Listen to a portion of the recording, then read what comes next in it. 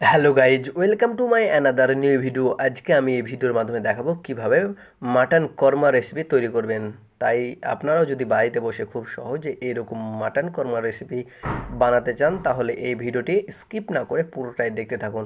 প্রথমে এভাবে তেলে একটু ঘি দিয়ে দেবেন, দিয়ে পেঁয়াজ দিয়ে ভালো করে মাখিয়ে নেবেন। আর মাখা হয়ে গেলেই এরকম করে বেরেস্তাগুলো তুলে নেবেন। আর তুলে কাজু মাজু কাঠবাদাম এবং টক দই দিয়ে এটাকে একটু একটা মিক্সড বানিয়ে নেবেন। আর মিক্সড বানা হয়ে গেলেই কয়েকটা মশলাগুলো ভেজে নেবেন। এটা হোমমেড মশলা তৈরি হয়ে যাবে। আর হোমমেড মশলা তৈরি হয়ে গেলেই এর স্বাদটা একেবারে দারুণ হয়ে যায়। দেখুন গাইজ, এরকমভাবে তৈরি করে নেবেন। তারপরে সমস্ত মশলা সেই তেলটার মধ্যে দিয়ে দেবেন, দিয়ে সেই মাটনটাকে ছেড়ে দেবেন। আর মাটনটাকে ছেড়ে দিলেই দেখুন এরকমভাবে একটা মশলাটাও দিয়ে দেবেন, দিয়ে এরকম করে কিছুক্ষণ নাড়তে থাকবেন। দেখুন এভাবে নাড়া হয়ে গেলে আপনাদের তৈরি হয়ে যাবে মাটন কর্মা রেসিপি। দেখুন, এবং স্বাদও দারুণ হয়।